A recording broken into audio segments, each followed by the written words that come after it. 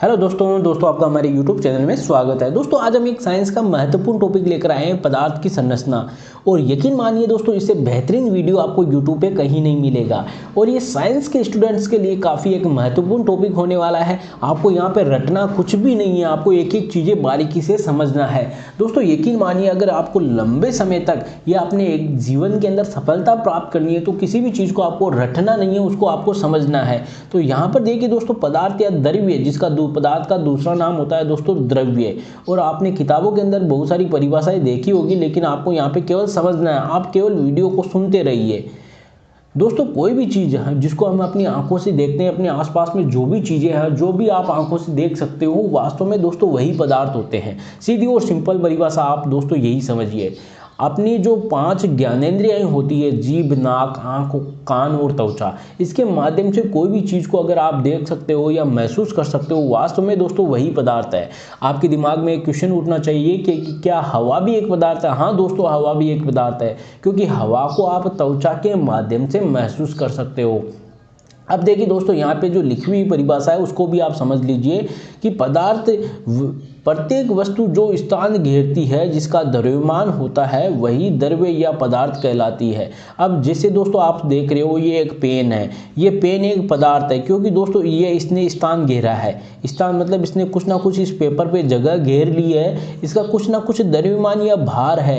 इसका मतलब कोई भी वस्तु जिसका द्रव्यमान या भार होता है, जो स्थान घेरती है, वह पदार्थ होती है। आप अपनी आंखों से जो भी चीज़ें देख रहे हो, वो सब कुछ पदार्थ के अंदर आते हैं। अब देखिए दोस्तों, आगे एग्जाम्पल में आप देख सकते हो, यहाँ पे हमने जल, हवा, नमक लिखा है, लेकिन वास्तव में इसके बहुत सारे असंख्य एग्जाम्पल आप समझ सकते हो। अब आगे देखिए दोस्तों, द्रव्य में उपस्थित अवयव के आधार पर प्रकार, पदार्थ है उसके अंदर जो कण उपस्थित होते हैं, उसके आधार पर पदार्थ को कितने भागों में बांटा गया है।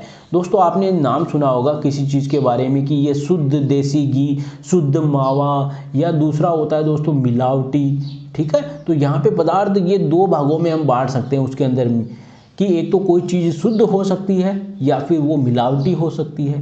तो शुद्ध किसे कहते हैं दोस्तों? शुद्ध के अंदर आप समझ सकते हो कि उसके अंदर सारे जो एक कोई चीज़ है, कोई मान लीजिए जैसे आपने घी सुना होगा, शुद्ध देसी घी। और आजकल तो घी ऐसा आता है कि गर्मियों के अंदर भी दोस्तों पिघला हुआ रहता है और उस पर लिखा हुआ रहता है शुद्ध देसी घी। अब देखिए दोस्तों, ये वास्तव में लिखा हुआ रहता है लेकिन वो मिलावटी रहता है।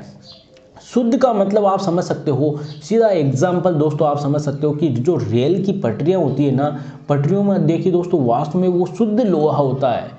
अगर आप वो बरसात के अंदर, बारिश के मौसम में भी ऐसी ही पटरियां बिछी हुई रहती है, फिर भी दोस्तों उसके ऊपर जंग नहीं लगती है। तो वास्तव में शुद्ध का मतलब होता है उसके अंदर कोई भी चीज़ें हैं, वो बाहरी चीज़ें मिक्सर नहीं होना। जैसे आप बोलते हो कि सोना, जैसे आप सुनार के पास सोना लेना चाहते हो, सोने की कोई चीज़ें लेना चाहते हो, तो ऐसे सुनार को आप तलाश करते हो जो मिक्सर कम से कम करता हो, मतलब जो शुद्ध सोना दे सके। वास्तव में दोस्तों सोना शुद्ध नहीं होता, उसके अंदर कुछ ना कुछ मिक्सर अवश्य करना पड़ता है। अब दोस्तों आप समझ गए होंगे कि शुद्ध का मतलब क्या होता है, कि जिसके अंदर एक ही प्रकार के कण होना, बाहरी चीज़ें मिक्सर नहीं होना, उसे शुद्ध कहते हैं। जिसे आप उदाहरण के तौर पे देखिए दोस्तों कि लोहा, सोना, जल, तत्व, यौगिक। अब यहाँ पे दोस्तों आप 3 चीज़ें और समझ लीजिए। यहाँ पर हम एक एक चीज़ को समझा इसलिए रहे हैं दोस्तों, ताकि आपके दिमाग में कोई कन्फ्यूजन ना रहे। तो यहाँ पे देखिए 2 नाम आए हैं, तत्व, यौगिक, और एक तीसरा नाम और आता है साथ में, मिश्रण। तो इन 3 चीज़ों को भी समझ लीजिए कि तत्व किसे कहते हैं, यौगिक किसे कहते हैं और मिश्रण किसे कहते हैं। दोस्तों तत्व किसे कहते हैं, जैसे आपको हमने एक रेल की पटरी का उदाहरण दिया कि उसके अंदर सारा सब कुछ लोहे के कण होते हैं, लोहे के परमाणु होते हैं। तो तत्व उसे कहते हैं जिसके अंदर एक ही प्रकार के परमाणु होते हैं, सारे एक ही प्रकार के परमाणु हो। जैसे शुद्ध सोना है तो सोने के अंदर सारे सोने के परमाणु होंगे, शुद्ध लोहा तो उसके अंदर सारे लोहे के परमाणु होंगे। तो उसे दोस्तों वास्तव में तत्व कहते हैं। तत्व एक ही प्रकार के परमाणुओं का समूह होता है। दूसरा देखिए दोस्तों यौगिक। यौगिक किसे कहते हैं, जिसके अंदर अलग अलग परमाणु तो होते हैं लेकिन उसका कोई निश्चित अनुपात होता है। ऐसे नहीं कि आप मिक्सर कर दो। जैसे आपने टाटा नमक का या नमक का नाम सुना होगा, तो नमक के अंदर क्या होता है दोस्तों, NaCl होता है। क्या होता है, NaCl, मतलब सोडियम क्लोराइड होता है। तो यहाँ पे देखिए सोडियम का एक परमाणु है, क्लोरीन का एक परमाणु है। ऐसे नहीं 1:1 में ये दोनों मिले हुए हैं इस फॉर्मूले के अंदर। तो इस तरह इनका कुछ ना कुछ फॉर्मूला अवश्य होता है। इनकी संख्या निश्चित होती है परमाणुओं की, जो भी आपस में बंध बना रहे हैं, जो भी संयोग कर रहे हैं, उनकी संख्या निश्चित होती है, उन्हें यौगिक कहते हैं। तो तत्व या यौगिक है वो भी शुद्ध द्रव्य के अंदर आते हैं, क्योंकि यहाँ पे अनावश्यक रूप से कोई चीज़ें मिक्स नहीं हो रही है, फिक्स है। अब दूसरा देखिए दोस्तों अशुद्ध द्रव्य, या जिसको हम इम्प्योर मैटर भी कहते हैं। तो आप इसकी परिभाषा समझ गए हो, तो इसकी भी समझ गए हो कि ऐसे द्रव्य जिनमें एक से अधिक प्रकार के घटक या अवयव होते हैं, उन्हें अशुद्ध द्रव्य कहते हैं। जैसे दोस्तों आप देख सकते हो जो मिट्टी है ना, रेत जिसको आप बोलते हो, बचपन में जो आप खेले हो जिसके अंदर, लेकिन अभी तो हम इसके अंदर जो छोटे बच्चे जब खेलते हैं ना तो बीमार हो जाते हैं, क्योंकि इसके अंदर बहुत सारी चीज़ें मिक्स है। तो ये एक तरह से दोस्तों मिश्रण हो गया है। जैसे आप कोल्ड ड्रिंक्स वगैरह पीते हो गर्मियों के अंदर, शीतल पेय पदार्थ, वो भी एक तरह से मिक्सर है। उसके अंदर देखिए दोस्तों खट्टा मीठा टेस्ट आता है, ठीक है। तो उसके अंदर बहुत सारी चीज़ें, केमिकल्स वगैरह मिक्सचर होते हैं। मिट्टी, वायु के अंदर, वायु भी आजकल दूषित है, उसके अंदर पता नहीं कौन कौन सी गैसें, जैसे नाइट्रोजन, ऑक्सीजन, कार्बन डाइऑक्साइड, बहुत सारी गैसें ऐसे मिक्सचर होती है। तो ये हो गया दोस्तों अशुद्ध पदार्थ। अब यहाँ पे देखिए दोस्तों आप, द्रव्य को भौतिक अवस्थाओं के आधार पर 3 भागों में बांटा गया है। वैसे दोस्तों मेनली केवल पदार्थ को 3 भागों में बांटा गया है भौतिक अवस्था के आधार पर, जिसका आपने नाम सुना होगा, ठोस, सॉलिड, द्रव्य, लिक्विड और गैस। अब यहाँ पर आप देख सकते हो 2 अवस्थाएं और लिखी हुई है कि प्लाज्मा और बोस आइंस्टाइन कंडेंसेट। दोस्तों ये 2 पदार्थ की अवस्थाएं हैं, इन पे अभी काम चल रहा है, लेकिन हमारे जो सिलेबस की दृष्टि से और एग्जाम की दृष्टि से यहाँ पे केवल 3 अवस्थाएं महत्वपूर्ण है। इन 2 का तो केवल आप नाम याद रख सकते हो, ठोस, द्रव्य और गैस। इन 3 अवस्थाओं के बारे में हम तुलनात्मक रूप से अच्छी तरह से समझेंगे। दोस्तों आप ठोस का मतलब समझ गए होंगे, सॉलिड। जैसे आप ये पेन देख रहे हो, ये एक सॉलिड है। ठोस जो आप सुबह सुबह नाश्ते के अंदर खाते हो, वास्तव में दोस्तों वही ठोस है। ठोस भी एक तरह से ठोस है। द्रव्य दोस्तों जो आप चाय पीते हो, पानी पीते हो, जो तेल वगैरह है, लिक्विड वाली जो चीज़ें हैं, वो द्रव्य होते हैं। और गैस दोस्तों, इसको तो आप अच्छी तरह से समझते हो, छोटी क्लासों के अंदर आप LKG UKG के अंदर आपने पढ़ा है, तो आपने देखा होगा सुबह सुबह बच्चे चले जाते हैं, फिर कमरा पूरी तरह से गैस से ही भरा रहता है, ठीक है ना। तो वो होती है दोस्तों गैस। अब देखिए तुलनात्मक रूप से हम इसको समझ लेते हैं कि द्रव्य, गैस और ठोस, इनमें क्या क्या अंतर है। तो ये दोस्तों आप अंतर समझ लीजिए ताकि आपको अच्छी तरह से ये समझ में आ जाए। ये देखिए दोस्तों, अब आपके सामने एक एक चीज़ों को आप अच्छी तरह से समझना है ताकि आपको रटना कुछ भी नहीं पड़े। अब देखिए तुलनात्मक रूप से आपके सामने ये सारणी बनी हुई है कि ठोस, द्रव्य और गैस, इसमें क्या क्या अंतर है। तो सबसे पहला देखिए यहाँ पे आकार में क्या अंतर है। तो ठोस है, उनका आकार निश्चित होता है। जैसे दोस्तों आप ये पेन देख रहे हो, ये एक ठोस है, इसको आप कैसे भी दबा दीजिए, इधर उधर पर गिरा दीजिए, कहीं पे भी रख दीजिए, या जैसे इसको पहले मैंने गिलास के अंदर रखा, फिर उसको हमने एक बाल्टी के अंदर रख दिया, कहीं पे भी रख दो आप दोस्तों, इसका आकार है वो वैसा ही रहने वाला है, बदलेगा नहीं। इसीलिए दोस्तों याद रखना, ठोस का आकार क्या होता है, निश्चित। अगर द्रव्य का देखें तो दोस्तों, अगर पानी है, पानी को अगर आप गिलास के अंदर डालो या बोतल में डालो तो उसका आकार अलग अलग हो जाएगा। पानी को अगर दोस्तों आप गिलास में डालो तो गिलास का आकार बन जाता है, उसको कप में डालो तो कप का आकार बन जाता है। जैसे आप छोटे बच्चे थे तब आपने देखा होगा फ्रिज के अंदर आप आइसक्रीम जमा के खाते थे, तो एक गिलास के अंदर या कोई कटोरी के अंदर डाल देते थे दूध, तो सुबह दोस्तों वैसी ही कटोरी बाहर निकल के आ जाती थी। तो दोस्तों द्रव्य क्या होता है, वो अनिश्चित, मतलब जिसका आकार अनिश्चित होता है। ठोस है, उसका आकार निश्चित होता है। अब देखिए दोस्तों गैस का आकार भी क्या होता है, अनिश्चित। गैस कोई फिक्स नहीं होती, इसका आकार ऐसा ही होगा। गैस को तो केवल जगह चाहिए, उसका कोई आकार नहीं होता है। अगर आप उसको एक कमरे के अंदर रखो तो कमरे जैसी बन जाएगी, वो कमरे में भर जाएगी। अगर वही गैस अगर एक टिफ़िन के अंदर है तो टिफ़िन के अंदर रह जाएगी। तो दोस्तों गैस का कोई एक निश्चित आकार नहीं होता है, आकार उसका बदलता रहता है। अब आगे देखिए दोस्तों, आयतन कहते किसे, पहले इसको भी समझिए साथ में। आयतन किसे कहते हैं दोस्तों, लंबाई गुणा चौड़ाई गुणा ऊंचाई। मतलब कोई भी वस्तु जो स्थान जितना स्थान घेरती है वो उसका आयतन होता है, चाहे लंबाई लो या चौड़ाई लो या ऊंचाई लो। अब देखिए इसको आप समझोगे कैसे कि ठोस है उसका आयतन निश्चित होता है। ठोस जैसे आप देख रहे हो ये दोस्तों पेन, इसकी लंबाई चौड़ाई और ऊंचाई निश्चित है, तो ठोस का आयतन क्या होता है दोस्तों, निश्चित। आयतन का मतलब ही क्या होता है, लंबाई चौड़ाई और ऊंचाई तीनों का मल्टीप्लाई होना, ठीक है।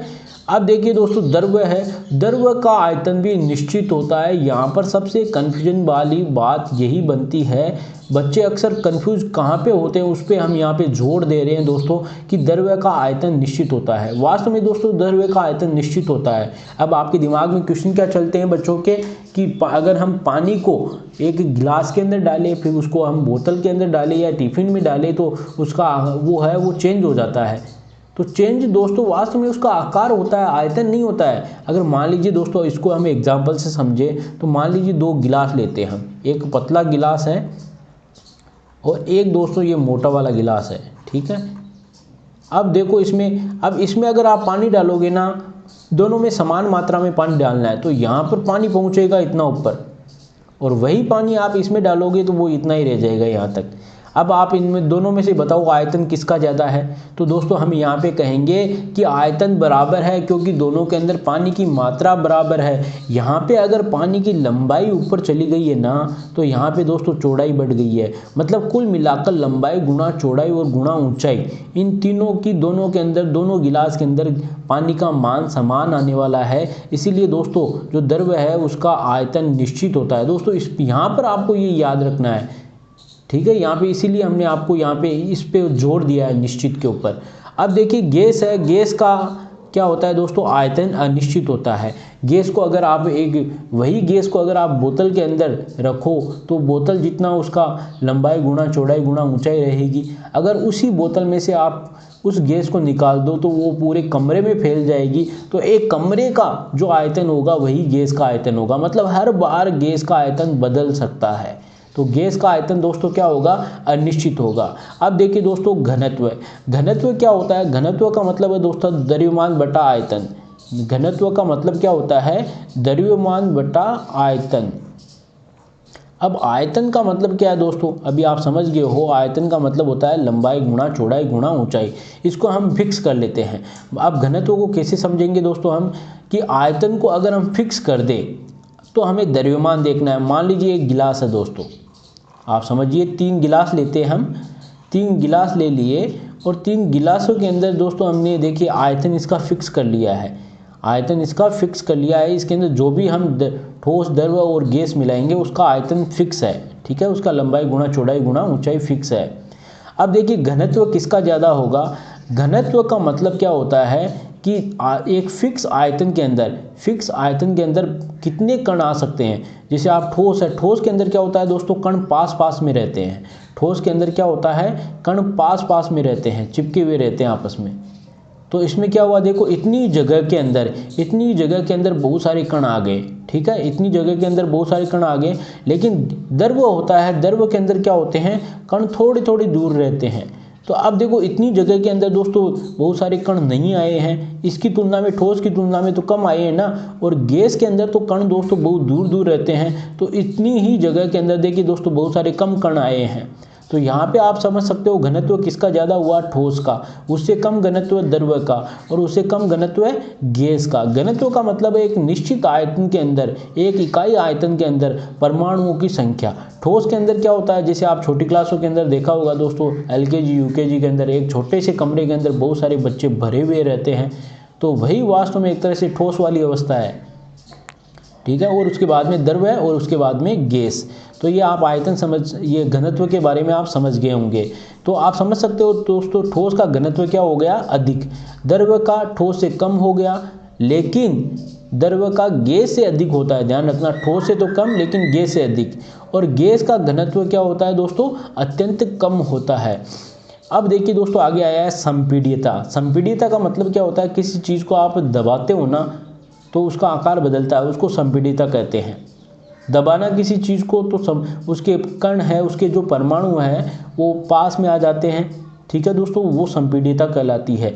तो अगर आप देखिए दोस्तों, संपीड़ितता नगण्य, जो ठोस है उसकी संपीड़ितता बिल्कुल नहीं होती। जैसे आप पेन देख रहे हो, पेन को कितना भी दबा लो उसके कण आसपास में नहीं आएंगे। लेकिन दोस्तों यहाँ पे देखिए दोस्तों, नगण्य लिखा हुआ है, इसका मतलब कुछ ना कुछ परमाणु के अंदर हलचल तो अवश्य होती है, बहुत कम मात्रा में संपीड़ितता होती है, जिसको हम एक तरह से इनकार कर सकते हैं, लेकिन पूरी तरह से जीरो नहीं होती है।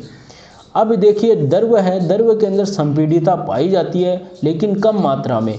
लेकिन जो गैस के अणु हैं उसके अंदर काफ़ी संपीड़ितता होती है, मतलब गैस के जो दो परमाणु हैं वो बहुत पास में आ सकते हैं, ठीक है, अपने आप पास में आ सकते हैं उनको दबाने पे, और दूर भी जा सकते हैं, मतलब उनके अंदर विलयन भी हो सकता है। अब यहाँ पे देखिए दोस्तों आगे विसरण। विसरण का मतलब होता है किसी चीज़ का फैलना। जैसे आप ठोस को देखो, अगर मैंने यहाँ पे पेन रख दिया तो क्या पेन दोस्तों इधर उधर भाग रहा है? नहीं भाग रहा है, इसके जो परमाणु वो निश्चित जगह पे है। तो जो विसरण है, विसरण की मात्रा न्यून होती है, मतलब एक तरह से ना के बराबर होती है ठोस के अंदर। लेकिन दोस्तों यहाँ पे हम द्रव के अंदर देखें तो द्रव के अंदर दोस्तों विसरण है वो ठोस से अधिक होता है। जैसे आप पानी को अगर आप कहीं पे गिरा दो तो पानी इधर उधर फैल जाता है, यही दोस्तों विसरण होता है। तो इसका मतलब ठोस में, जो ठोस है उसके अंदर तो विसरण नहीं होता है, लेकिन द्रव के अंदर विसरण पाया जाता है। और दूसरी तरफ दोस्तों हम गैस में देखें तो गैस में तो काफ़ी विसरण पाया जाता है। विसरण का मतलब है फैलना। जैसे आपने देखा होगा दोस्तों, अगरबत्ती करते हो आप घर के अंदर तो उसका धुआं चारों ओर फैल जाता है, पूरे घर के अंदर उसकी खुशबू हो जाती है। तो गैस के अंदर तो काफ़ी विसरण पाया जाता है। अब आगे देखिए दोस्तों, बल। यहाँ पे बल का मतलब क्या है कि जो इसके परमाणु है उसके बीच में बल, जो ठोस होते हैं, ठोस के अंदर जो परमाणु होते हैं उसके अंदर काफ़ी आकर्षण बल पाया जाता है, मतलब अधिक बल पाया जाता है उसके बीच में।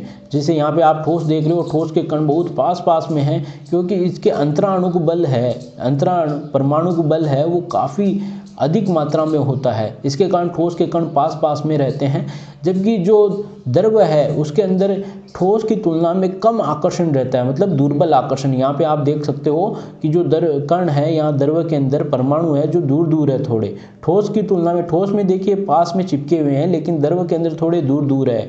और इसी तरह गैस के अंदर तो दोस्तों जो अंतरा परमाणु बल है या अंतरा अणु आकर्षण बल है वो बिल्कुल नगण्य होता है, मतलब होता ही नहीं है। एक कण उधर भाग रहा है, एक उधर भाग रहा है, इनका कोई निश्चित ही नहीं है, सभी उधर उधर भाग रहे हैं, तो नगण्य होता है। अब एग्जाम्पल के तौर पे आप देखो तो दोस्तों पत्थर, रबड़, पेन, पेंसिल, ये सब ठोस के अंदर आते हैं। और द्रव के अंदर जो भी शीतल पेय पदार्थ है या तेल है वो द्रव के अंदर आते हैं। और यहाँ पे दोस्तों आप गैस के अंदर ऑक्सीजन, नाइट्रोजन या सीएनजी गैस, सीएनजी गैस कौन सी होती है दोस्तों? Compressed natural gas. अगर गैस को आप उच्च दाब और निम्न ताप के साथ में दबा दो तो वो एक तरह से द्रव की फॉर्म में आ जाती है, उसको बोलते हैं दोस्तों सीएनजी। और ये सीएनजी ईंधन के रूप में काम में ली जाती है। दूसरी है दोस्तों एलपीजी, जिसका नाम है लिक्विड पेट्रोलियम गैस, मतलब जो हमारे घर के अंदर गैस के सिलेंडर होते हैं वो एलपीजी के होते हैं।